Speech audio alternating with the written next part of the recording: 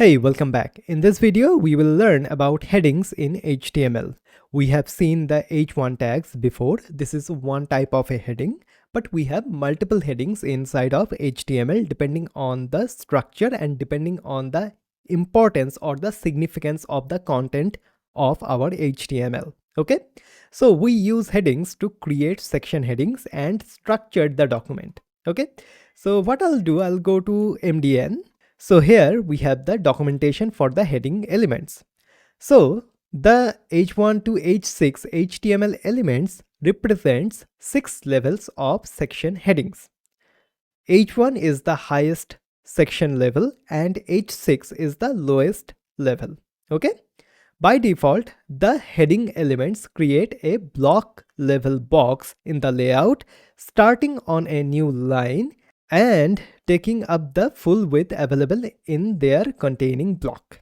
Okay, and here we have all of the headings which we have. Okay, so what I'll do, I'll go to my code editor here inside of the VS Code and I'll just get rid of this one. Okay, and let's add all of the headings. So H1, heading 1.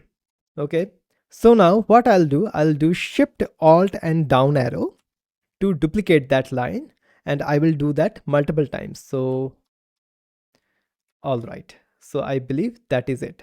So then we will have H2, and as you can see, whenever I am changing up the opening tag, my closing tag is also being changed. So in case if it does not work in your machine or in your code editor inside of the VS Code, so what you have to do, you have to go to the extensions, and there is an awesome extension which is called the auto rename tag. Okay, you have to install this extension which is called the auto rename tag. Okay, all right. So here we will have H2 and it will be 2. Then we will have H3 and it will be 3. Then we will have H4 and this will be 4. H5, okay, this will be 5, and H6, this will be 6. Okay, all right, now hit save and go to the browser and go to my website, and as you can see, we will have multiple headings. So heading 1, heading 2, heading 3, heading 4, heading 5, and heading 6. And as you can see, there are some of the by default styling is applied to the headings. First of all, the font weight is now bold and the font size is a little bit bigger than the usual paragraph. Okay, so as you can see, if I just go here inside of the VS Code and add a paragraph element and do lorem, hit enter or hit save basically, and just go here and go to the browser. As you can see, this is the paragraph element. Okay, and as you can see, there is a clear and distinct difference between the paragraph element and the heading elements. So as you can see, the heading elements have their own importance. Basically, we are saying like, hey, this is the main heading of our page, the heading 1. Then we will have the next most significant heading, which is the H2, which is the heading 2. Okay, and then we have the heading 3, heading 4, heading 5, and heading 6 depending on their significance. Okay, so as you can see inside of this particular example, we will have this heading 1, and then inside of the heading 2 we have this one, then we have the heading 3. Okay, so this is the heading 3. Okay, and inside of that we have the heading 4, and then we have the heading 3 once again, and then we have under that we have the heading 4. So basically this is the most important or the most significant heading inside of our web page. That is why it is heading 1 or the H1. Okay, then we have the next significant heading, which is the heading 2. Then we have the heading 3, and so on and so forth. Okay, all right, and as you can see, depending on the importance of the heading, we can use these heading elements, and we have the 6 heading elements here. Okay, so we have some attributes. Now inside of the usage nodes, we have some of the nodes which we have to follow. Okay, So first of all, heading information can be used by the user agents to construct a table of contents for document automatically. Okay, so in that regard, the heading elements are really important. So here we have, do not use heading elements to resize text. Instead, use the CSS font size property. So what exactly it is saying? It is saying like, hey, if you want a bigger text or bigger font size text, then you do not use a heading for that. Headings are for the important titles of that particular section. Okay, so if you want a bigger font size, for example, in our website or in our web page, we want to have a bigger font size than this heading 2 element here. So you do not want to use a heading 1 for this paragraph. The paragraph has lower importance than the headings, right? So in this case, what we have to do, basically, we have to increase the font size by using the CSS font size property. We do not use a heading element to just increase the font size. Okay, headings are important headings of the section.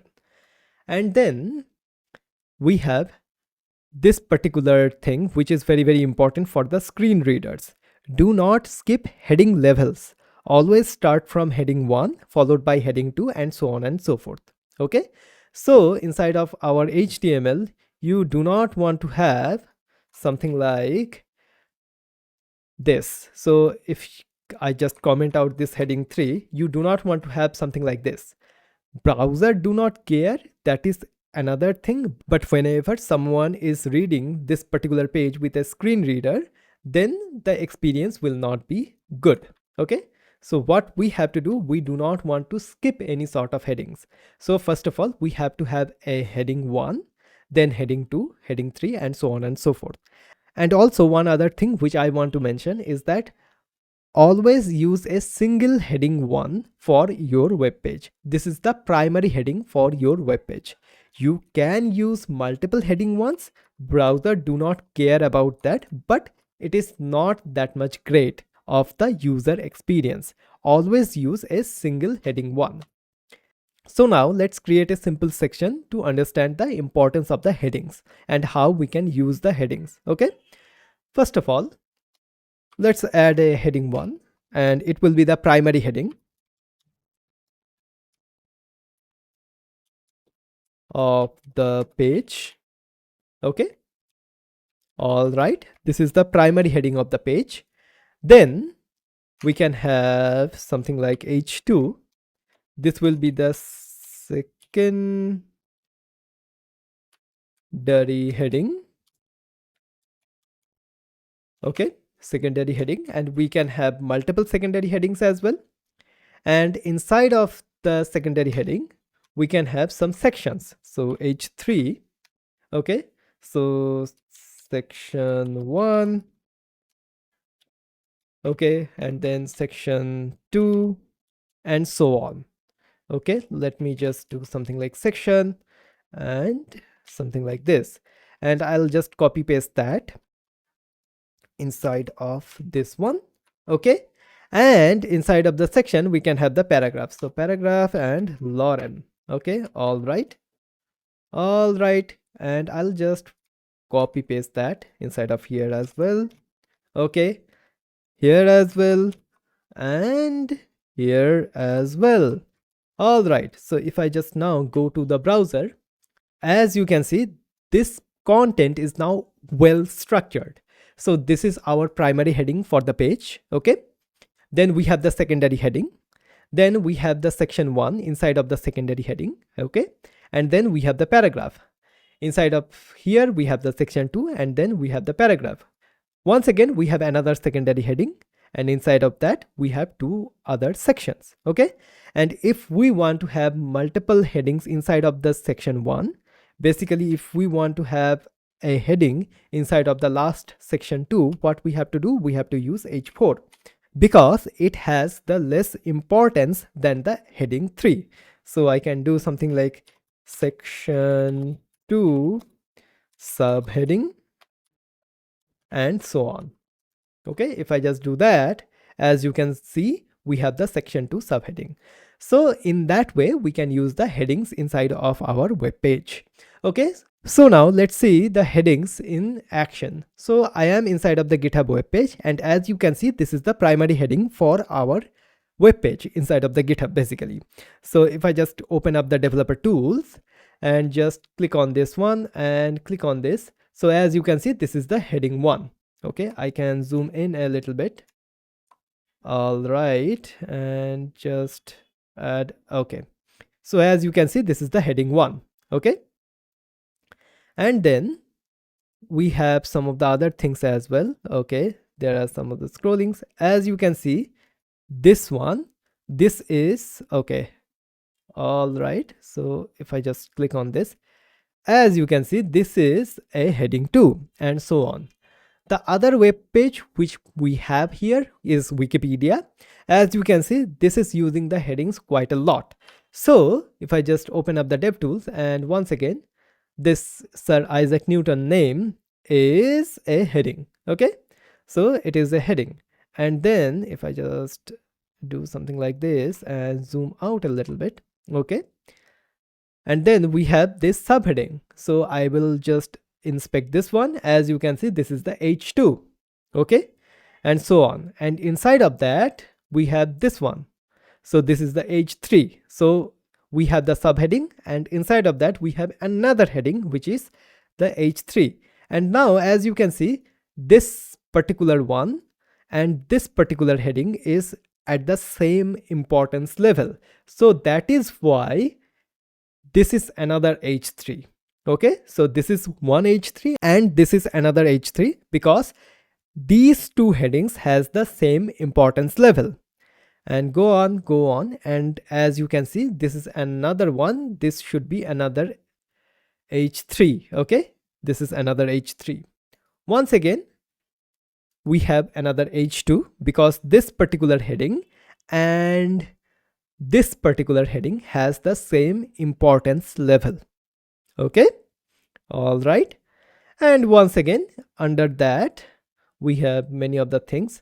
We have another heading here and so on. So let me just go through that one by one. And yeah, as you can see, we have the later life as well. And this is another H2. And inside of that, we have this heading, which is H3. So I hope you have the idea how we want to use the heading elements inside of HTML. Okay, so this is basically the heading elements in HTML.